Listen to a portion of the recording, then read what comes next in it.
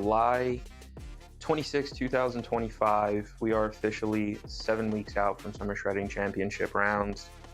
And I've recorded a little bit here and there of this prep, and I told myself I wanted to do as much recording, as much vlogging of what a competition prep looks like, especially for someone like me. So if there's any of you out there who have been considering doing the Summer Shredding show, specifically the transformation division, right?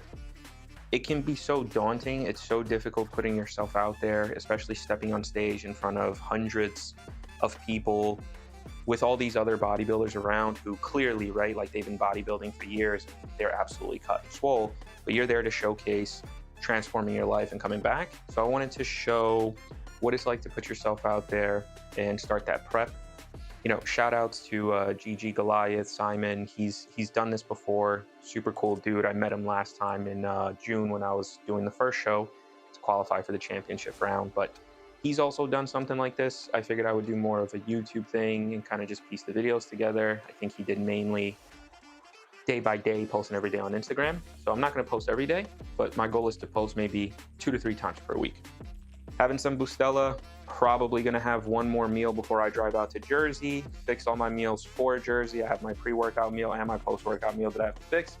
Go hang out with the family, have some fun. I'll shoot some stuff there. Also, right, like, comment, subscribe, do something. I don't know, just help a brother out. Let's get traction, right? Remember, 200-pound weight loss, aspiring to be a bodybuilder, doing my thing. I don't care how cringy it comes off, but we are going to try this. We're going to give it one shot. I don't know where this is going to go. Maybe it's just for the competition prep, but we'll see.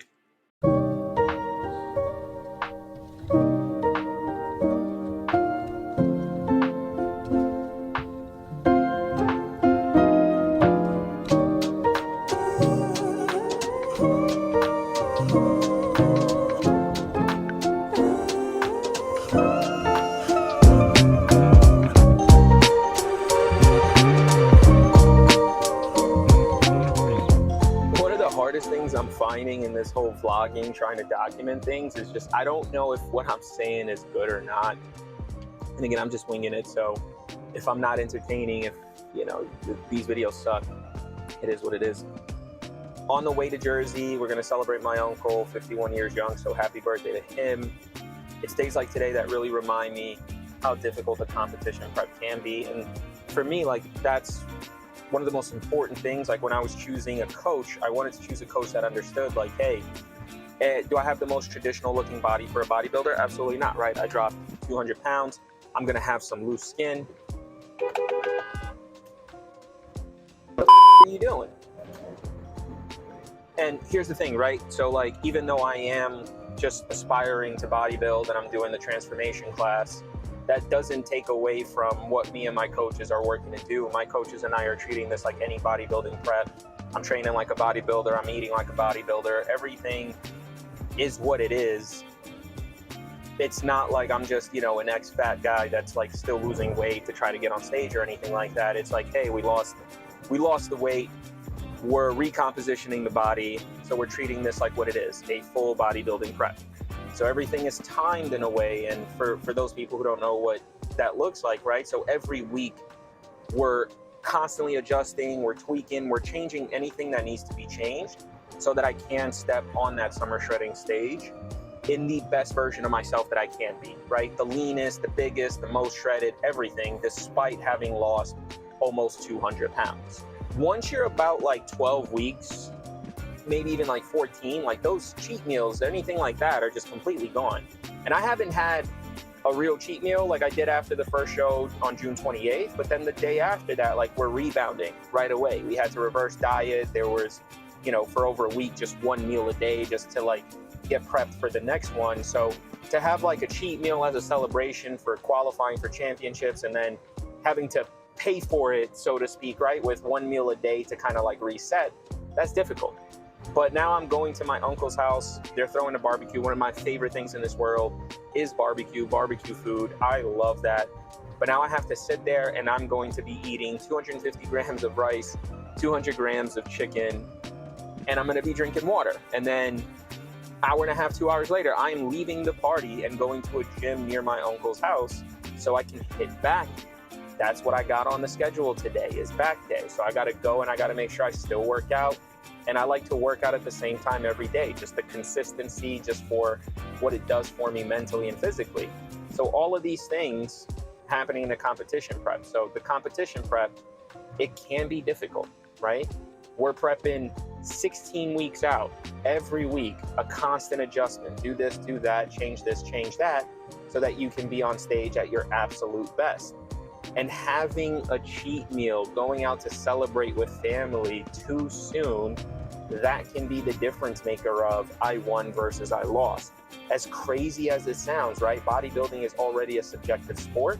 So if I just hold on to a little bit extra water while the other competitors don't, that can be the difference maker of me getting a first place trophy versus second, third, or not even place in top 5, right? So it's like, hey, do it right. You committed, you know, might as well commit the full 16-week prep, not just 15 weeks and 6 days. You know what I mean? So that's what we're looking to do. We're looking to control everything that we can control. And I'll step on stage at my biggest, at my leanest, looking as good as I possibly can. It's not a competition of me versus other guys who lost weight. It's a competition of me versus me. Did I come in as prepared as humanly possible? If I stepped on stage and I felt like, you know what, I could have looked better if I would have skipped the cheat meal at my uncle's 51st birthday, I would be depressed. Do what you gotta do. Get to that stage in the best form of yourself possible. It's for you, no one else.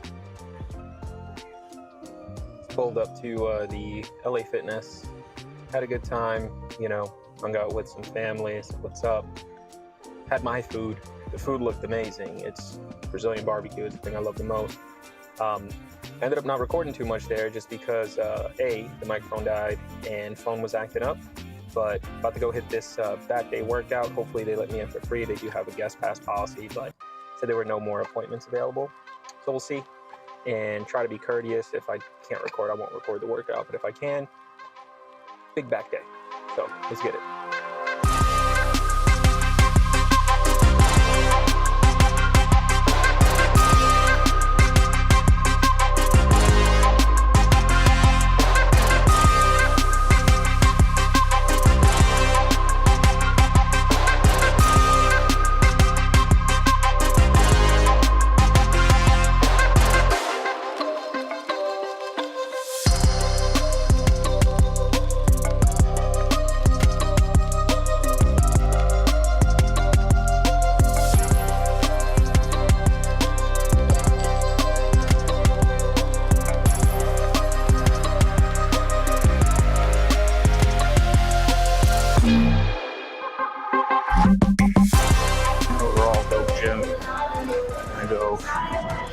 Some coaching practice. I got to argue with the guy on that last membership, but solid workout overall.